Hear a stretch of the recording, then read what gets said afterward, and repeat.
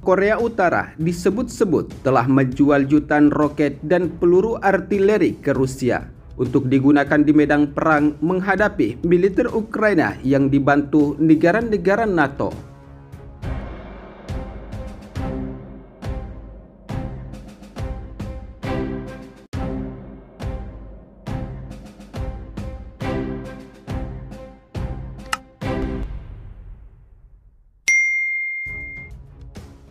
Di tengah semakin meningkatnya ketegangan antara militer Amerika Serikat bersama beberapa negara-negara NATO dengan Rusia dan Korea Utara, kini membuat pembentukan aliansi negara militer di beberapa negara belahan dunia terus dilakukan untuk mendapat dukungan.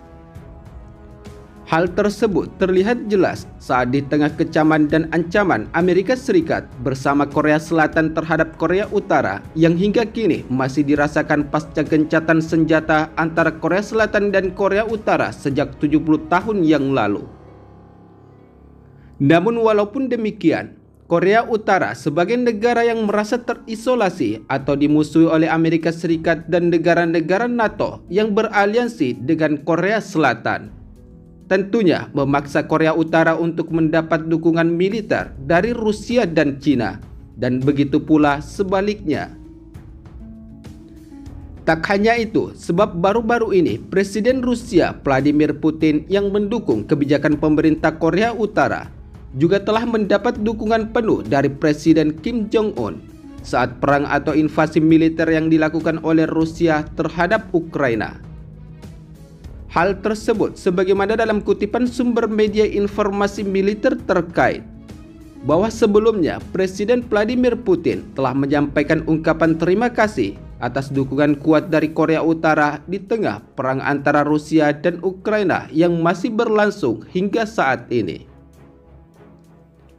Menurut Presiden Vladimir Putin, dalam dukungan Presiden Korea Utara Kim Jong-un semakin memperkuat tekad kedua negara dalam menghadapi ancaman negara barat. Walaupun dalam pernyataan yang disampaikan oleh Presiden Vladimir Putin tak memberi rinci lebih lanjut dukungan yang dimaksud terkait perang antara Rusia dengan Ukraina, sebagaimana dalam pernyataan yang telah disampaikan oleh Presiden Rusia pada 27 Juli 2023 kemarin. Namun walaupun Rusia tidak merinci kerjasama militer antara kedua negara tersebut, namun menurut beberapa laporan sumber media terkait, bahwa Korea Utara disebut-sebut telah menjual jutaan roket dan peluru artileri ke Rusia untuk digunakan di medan perang menghadapi militer Ukraina yang dibantu negara-negara NATO.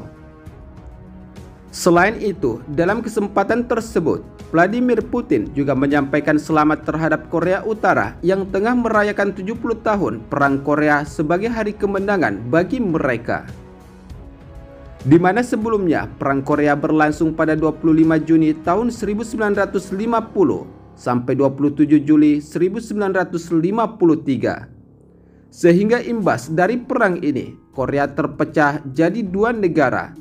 yaitu Korea Utara yang menganut sistem komunis dan Korea Selatan yang menganut sistem demokrasi yang saat ini beraliansi dengan Amerika Serikat dan beberapa negara-negara NATO lainnya.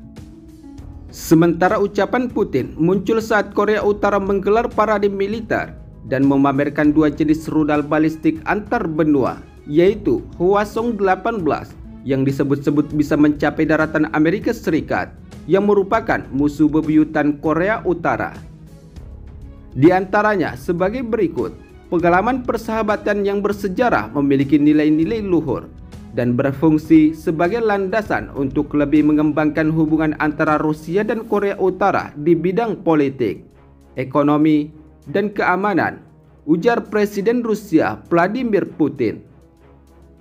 Di sisi lain, dengan semakin dekatnya hubungan militer antara Rusia, Korea Utara, dan Cina, tentunya membuat Korea Selatan yang merupakan negara aliansi Amerika Serikat tentu saja semakin khawatir. Hal tersebut terlihat jelas jika Korea Selatan telah melibatkan negara aliansinya, yaitu Amerika Serikat yang akan terus melakukan pemantauan terhadap militer Korea Utara secara ketat, sebagaimana yang telah disampaikan oleh pihak militer Korea Selatan dan Amerika Serikat. Ketegangan antara negara aliansi barat dalam perayaan pasca Perang Korea 70 tahun lalu ini tentunya berlangsung ketika relasi Korea Utara dan Korea Selatan terus terjadi dari imbas kedekatan Korea Selatan dengan Amerika Serikat, terutama dalam hal latihan militer bersama yang dilakukan beberapa pekan lalu dan membuat Korea Utara semakin waspada dari ancaman negara-negara barat dan Korea Selatan.